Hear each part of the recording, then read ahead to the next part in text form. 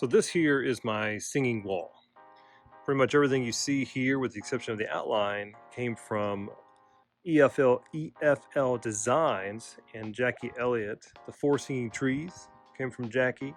The options for the trees, you can have it come with a bow topper, like the girl up in top right, or star toppers, which I do not have. I didn't put those on because I was worried about the space, if I had enough room for toppers on all of them. I really like having the bow for the girl and nothing for the boys, just because it stands out a little bit more. The props come either in white or black Coro. I painted them just to come and give a little bit of presence during the day, just so it's a little bit of aesthetically pleasing to the eye for folks who are driving by. The one thing that you will see at night during the show, they do have a little bit of reflection, especially the white. If they were painted black, they would hide a little bit more, but I do like how they look during the day, and adds a little bit of character to them. The one thing with the singing trees that I really do like that Jackie's taken time, they consist of 300 pixels each. The topper, whether it's the star or the bow, I think is 50. This bow is actually 80 pixels. So right now I'm running each tree off one port, and then the bow is a separate port. The one thing with his design for the trees, he uses a lot of states to create different characters with the eyes. So you can adjust the eyes during the song, whether it's looking inward towards each other or kind of giving a frown, an angry face. It comes in handy throughout the songs. I didn't do much with them this year. I did for my pumpkins, but not so much with the trees for Christmas. I was just so busy getting things, I didn't have time to make those adjustments. But it is certainly a great option. One thing I've done is I've forced the colors of my trees. So whenever I pull in a sequence or do my own sequence, the color itself is forced to be the green outline of the entire tree, and then the bow is the pink, and then the stumps are the brown. So this way here, I don't have to worry about coming in and changing the colors during every single sequence. It's already, I force it through the submodels, or no, through the faces portion of each tree in the layout tab. On top is the Showstopper Snowflake, also from Jackie at EFL. That's been an awesome piece to have. It's 750 pixels. I have it divided amongst 3 ports, 250, 250, and 250. It's easy to populate. It's very symmetrical. So once you get one section done, you just follow the pattern all the way around, which is really, really cool.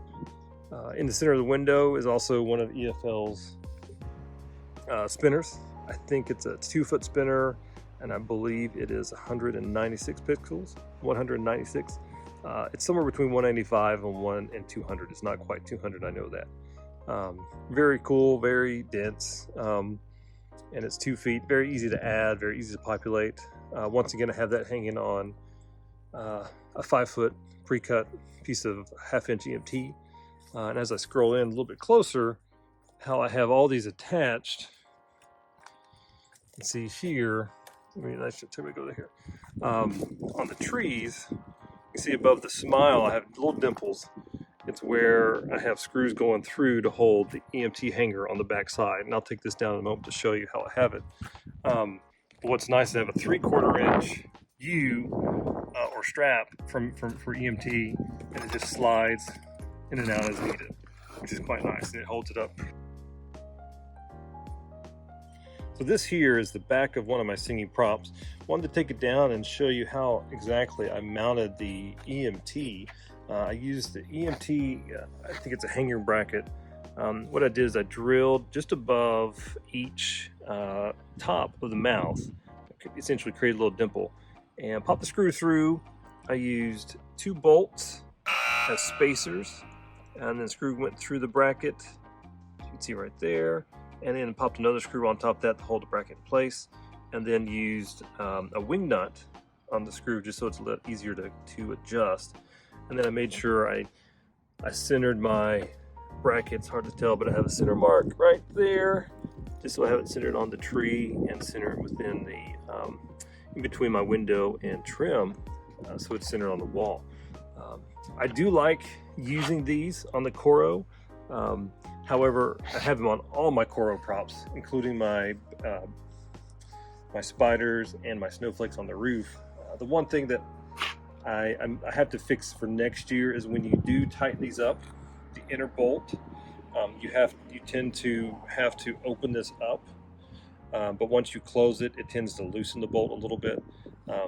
When it's two connections, it's fine because they hold each other in place, but when you have a single bracket, it tends to wobble and loosen up over time.